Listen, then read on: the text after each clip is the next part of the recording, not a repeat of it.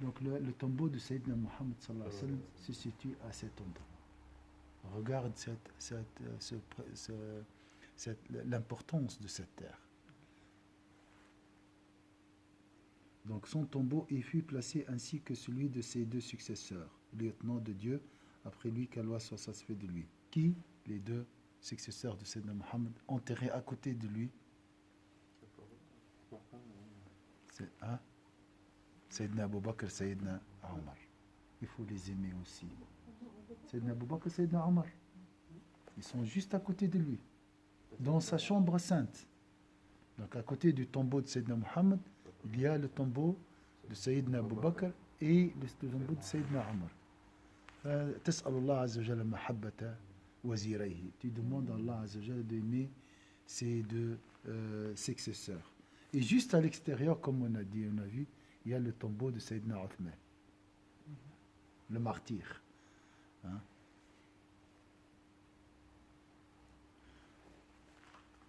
Donc celui qui aime Sayyidina Muhammad aime ses compagnons. Ça c'est...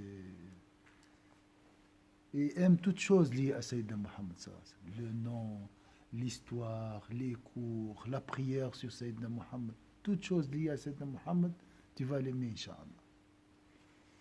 Représente-toi alors les endroits de la cité où le prophète sallallahu alayhi wa sallam posa ses pieds maintes et maintes fois. Là, on commence à aimer par l'imagination.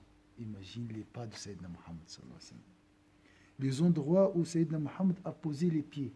C'est joli, hein? Subhanallah. Ici, je ne peux pas. Je n'ai pas cette possibilité. Je ne peux pas imaginer. Hein? Mais là-bas, à cet endroit, subhanallah, Sayyidina Muhammad a marché. Subhanallah. Lorsque tu marches, je dis toujours, imagine Sayyidina Muhammad devant toi. Tu marches derrière lui. Hein? Maintes et maintes fois, car il n'y a pas d'endroit qu'il n'ait foulé de ses pieds majestueux. Regarde-lui même le respect. أقدامه الشريفة قال احترام سيدنا محمد صلى الله عليه وسلم واللي ما يحترمش سيدنا محمد ما يحترمش حتى حد كله في توقير سيدنا محمد صلى الله عليه وسلم. Tout est lié à glorifier la grandeur de Sayyidina Muhammad. Si tu veux vraiment que tout le monde t'aime, aime Sayyidina Muhammad sallallahu alayhi wa sallam. Et si tu veux aimer tout le monde, hein, aime Sayyidina Muhammad sallallahu alayhi wa sallam. Tout il est. Si tu as des soupçons, la même chose dans ta vie, tu auras toujours des soupçons. Regarde toujours ta relation avec Sayyidina Muhammad sallallahu alayhi wa sallam. Et si tu aimes le prophète, tu vas aimer Allah. C'est une facilité. Hein? Comme si c'est un entraînement pour aller plus loin. Donc tu passes cet examen, une fois tu as réussi ça, tu vas vivre paisiblement. Donc il a dit lui-même, ses pieds majestueux. Tout est majestueux chez Sayyidina Muhammad. Kullu sharif, tout est noble chez Sayyidina Muhammad sallallahu alayhi wa sallam. Aussi tu ne poseras les pieds sur cette terre qu'avec tranquillité et crainte. Bien sûr. Comment tu vas marcher à Médine? Avec humilité, avec tranquillité, avec respect. Pas comme ici. Attention.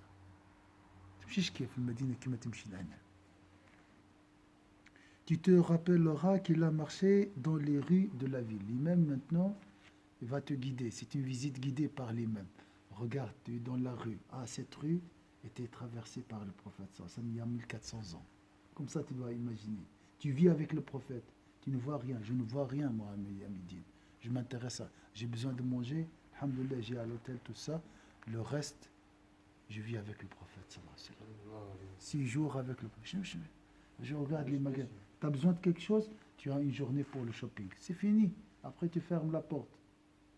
Les 5 jours, même dans le shopping, tu imagines le prophète, le maximum. Toujours avec le prophète. C'est sa ville. Et ça, c'est parmi les finalités de la visite de Médine. C'est vivre avec le prophète.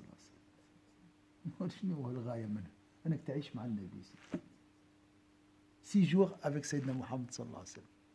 L'amour de Sayyidina Muhammad.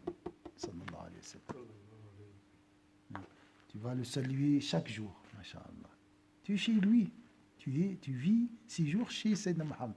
Tu es l'invité de Sayyidina Muhammad sallallahu alayhi wa sallam. أنت في ضيافة سيدنا محمد صلى الله عليه وسلم. Hein? Donc c'est très beau. Hein? Et Sayyidina Muhammad, c'est l'islam. Hein? Sayyidina Muhammad, c'est quoi? C'est l'islam. Sayyidina Muhammad, c'est le Coran. Il était un Coran ambulant. Il y a tout chez Sayyidina Muhammad sallallahu alayhi wa sallam. Et il est généreux. Et c'est une miséricorde pour nous. Il va te donner. Il faut juste demander. امشي وانت اطلب غادي وربي يعطيك ان شاء الله. Mais le respect. الظاهر والباطن. À l'extérieur et à l'intérieur. Donc le respect de Sayyidina Muhammad sallallahu alayhi wa sallam. Pas du doute. Chasse les doutes. Hein? Tu te rappelleras qu'il a marché dans les rues de la ville. Tu te représenteras son humilité et son calme dans sa marche. Comment il marchait, Sayyidina Muhammad sallallahu alayhi wa sallam? الأدب كله المسألة في الأدب.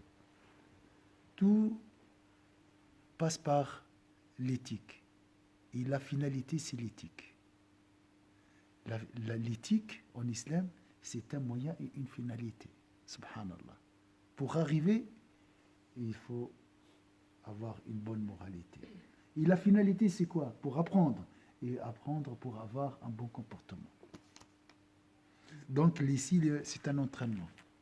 Je vais changer ma manière de marcher. Subhanallah.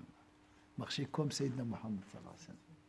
Parce que ta manière de marcher reflète ta personnalité. Reflète la réalité de ton cœur. La manière de comment tu t'assis, la manière comment tu parles, la voix, tout. Hein? Tout nous reflète vraiment ta réalité intérieure. Donc l'imam, il a commencé par corriger la forme pour arriver à corriger le fond après. On va voir ici. Donc tu te représenteras son humilité. S'il vous plaît, pas de discussion à midi. Quand tu parles, imagine le prophète à côté de toi. Bon, je dis, tu es chez lui, dans sa maison. Hein? Et aussi la connaissance immense que Dieu déposa en son cœur. Tu ne peux pas arriver à comprendre Sayyidina Muhammad sallallahu alayhi wa sallam, la réalité, hein, la connaissance de Sayyidina Muhammad sallallahu alayhi wa sallam, sans avoir un bon caractère. Il a commencé par la forme, l'humilité, pour arriver à la connaissance. Si vous avez remarqué. Il n'a pas commencé par le fond. Hein? Pour apprendre, tu dois quoi? Tout d'abord, respecter l'enseignant, l'éducateur. Vous êtes d'accord? Sans le respect, il va te dire, sors de la classe. Tu ne restes pas ici, il va t'exclure. Donc la même chose aussi. Donc l'éthique en islam, c'est une note éliminatoire. Le mauvais comportement, c'est des ténèbres. Et les ténèbres chassent la lumière. Maintenant, tu imagines les connaissances de Sayyidina Muhammad. L'adab huwa al-kull dans l'islam. Après, les connaissances déposées en son cœur. Je ne peux pas imaginer le cœur de Sayyidina Muhammad, ni les connaissances. Hein? C'est juste une imagination. Et ces invocations sublimes conjointement à la propre invocation de Dieu au point de s'unir. L'invocation d'Allah Azza wa Jal. L'invocation. Rabbi jama'a bayna wa bayna nabiyyi. Ashhadu an la ilaha illallah. Qu'est-ce qu'on dit? Ashhadu an la ilaha illallah. Wa ashhadu anna Muhammadan Rasulullah. Allah a uni son nom au nom de Sayyidina Muhammad sallallahu alayhi wa sallam. La grandeur de Sayyidina Muhammad sallallahu alayhi wa sallam. Nous sommes loin, subhanallah. Hein? Combien de fois je pense à Sayyidina Muhammad durant les 24 heures? Hein?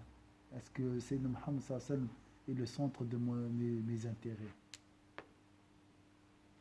Est-ce que c'est le centre de ma vie? Sayyidina Muhammad sallallahu alayhi wa sallam. Donc la grandeur de Sayyidina Muhammad sallallahu alayhi wa sallam. C'est une occasion, Inch'Allah, à Médine, de, de, de, de, de travailler la place de Sayyidina Mohammed dans ton cœur, Inch'Allah. Libère ton cœur d'ici. شنو بلاي فما حاجة خير من سيدنا محمد. Il y a une chose, il y a une créature meilleure que Sayyidina Mohammed sallallahu alayhi wa sallam. Souviens-toi aussi qu'il a rendu vains les actes de celui qui a profané ce que le prophète sallallahu alayhi wa sallam a considéré comme inviolable, ne serait-ce qu'en élevant la voix au-dessus de la sienne. Celui qui lève la voix en présence de Sayyidina Mohammed verra tous ses actes anéantis. Il détruit tout. Il perd tout. Il yarfa sawtu. Yuhbat a'malukum. Regardez la grandeur de Sayyidina Mohammed. Allah a uni son nom. Répète ça, Médine. Ya Rab. Fahamni maqam Sayyidina Mohammed. Aide-moi à comprendre la station de Sayyidina Mohammed auprès de toi. Imagine la preuve. ما كانت الرسول عند ربه أشهد أن لا إله أشهد أن محمد رسول الله أشهد أن لا إله إلا الله toute seule ça suffit pas أشهد أن محمد رسول الله le premier pilier de l'islam on est loin hein? Après il a dit le respect du Sayyidina Mohammed bien sûr à Médine tu lèves pas la voix à l'hôtel il faut pas lever la voix partout j'ai dit et lui-même il va nous dire après il est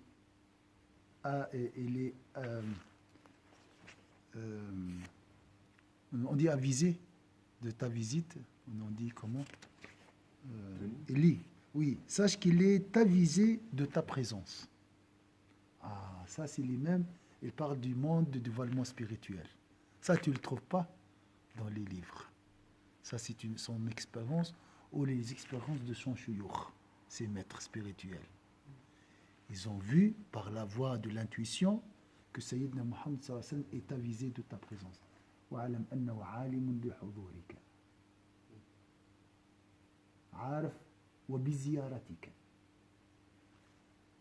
Il est avisé. Qui vient, je dis, عنده لازم يخبروه. Tu es chez lui, donc on doit l'avertir. Ah, Roland va te rendre visite.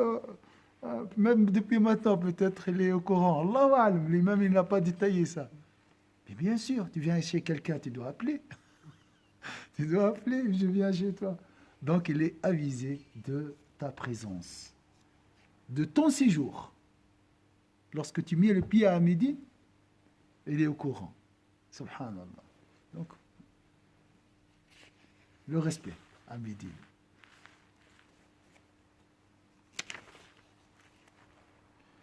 Subhanallah. Donc il y a avec les compagnons de la chambre, même si ton frère lève la voix et tout ça, l'hôtel pour toi c'est la mosquée du prophète sallallahu alayhi wa sallam. Médine, il n'y a pas de hôtel, c'est je suis chez le prophète sallallahu alayhi wa sallam. Oublie Médine, oublie la mosquée, je suis avec le prophète sallallahu alayhi wa sallam. On est 6 jours avec Sayyidina Mohammed sallallahu alayhi wa sallam. Tu te souviendras ensuite de la grâce que Dieu a accordée à ceux qui furent ses compagnons.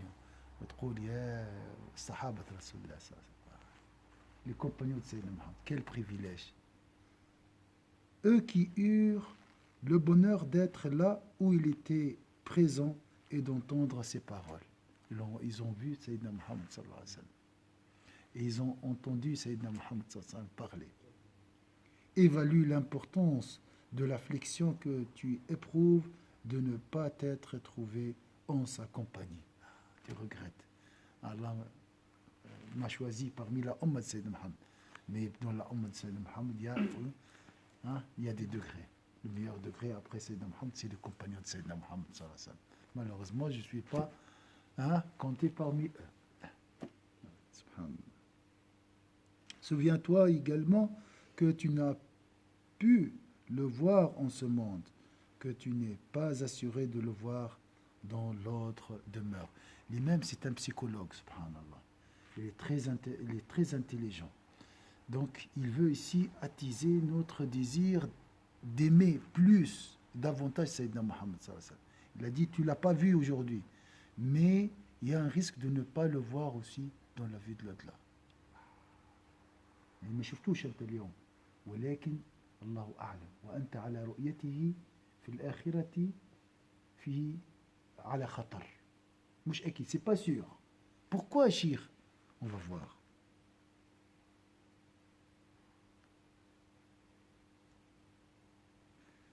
souviens-toi également que tu n'as pu le voir dans ce monde et que tu n'es pas assuré de le voir dans l'autre demeure et que peut-être tu ne le verras qu'avec peine. Ça veut dire quoi? Tu vas le voir, mais avec un regret. Pourquoi le regret? Car l'obstacle qui empêche de te recevoir, de te reçoive, son agrément vient de tes mauvaises actions, ainsi qu'il a précisé. Qui m'a empêché vraiment de... Je l'ai vu, mais de loin. J'étais empêché. On va voir le hadith maintenant. De le rencontrer. Pourquoi? Qu'est-ce que j'ai fait? Dieu a fait comparaître devant moi des peuples qui disaient « Oh Mohammed !» Déjà, il n'y a pas de respect ici. Jamais tu appelles, tu dis « Oh Mohammed !» Jamais. Jamais le Coran, Allah Azza wa Jalla a appelé Sayyidina Mohammed en disant « Oh Mohammed !» Au prophète. Le respect de Sayyidina Mohammed. Là, on voit déjà. « Oh Mohammed !» Oh Mohammed !» Le plus important, c'est le respect.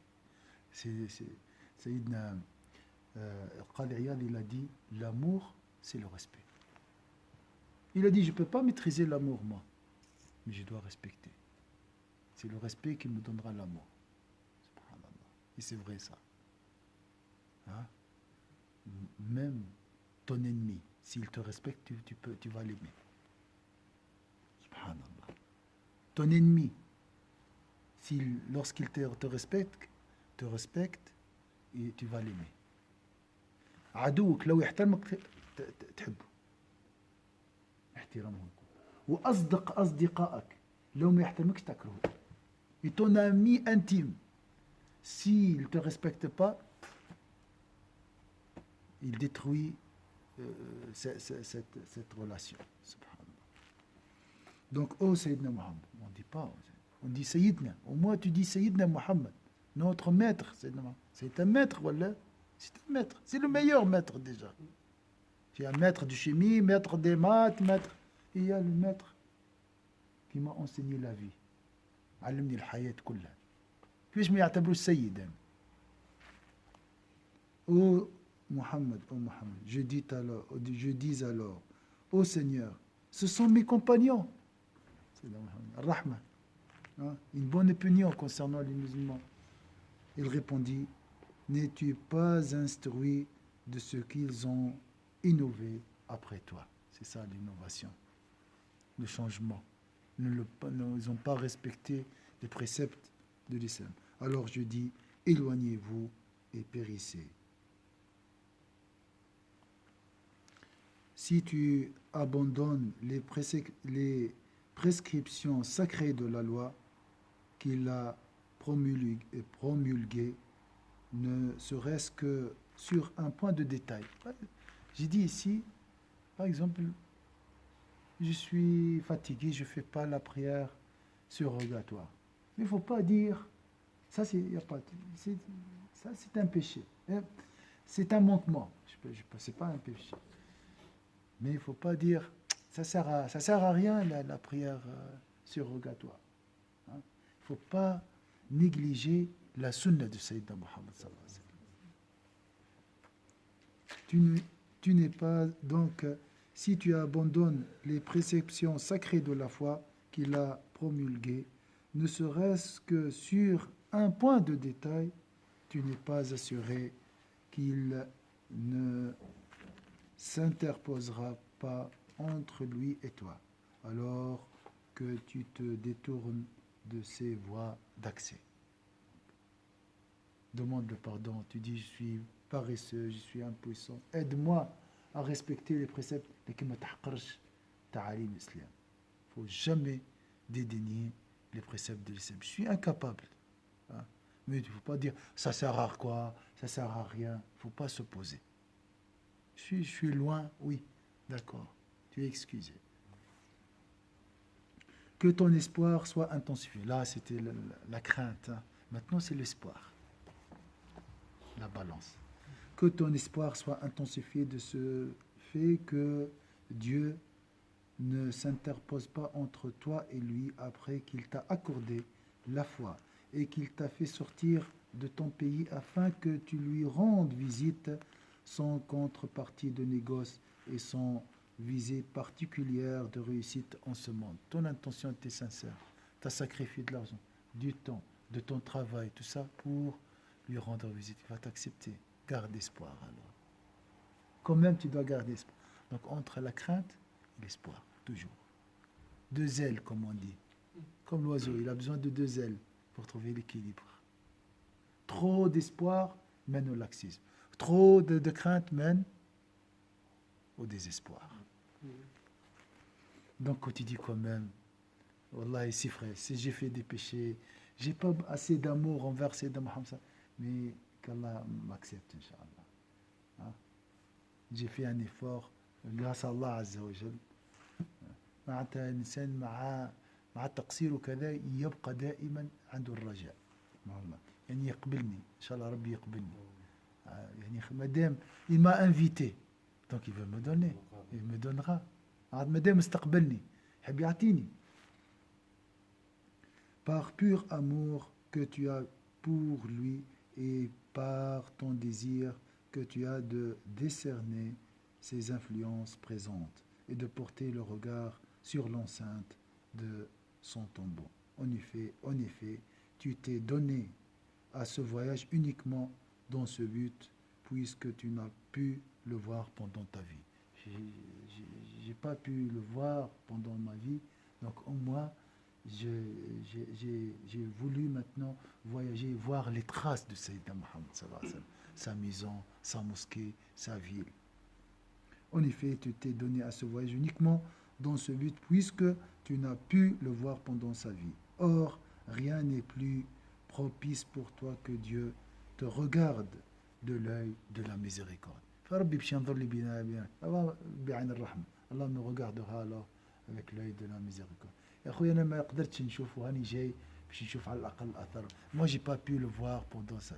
Au moins, je viens là chercher, voir les traces de Sayyidina Muhammad. Avec ce désir, Allah te regardera avec l'œil de la miséricorde, Inch'Allah. Voilà, on a fini Médine. La prochaine fois, Inch'Allah, ou bien, Inch'Allah, les prochaines fois, Inch'Allah, de toute façon, on va répéter ça plusieurs fois pour l'intégrer. Parce que l'amour passe, ou l'intimité passe par la répétition. Il faut répéter, répéter pour aimer. Inch'Allah, la prochaine fois, le tombeau de Sayyidina Muhammad. La mosquée, pardon.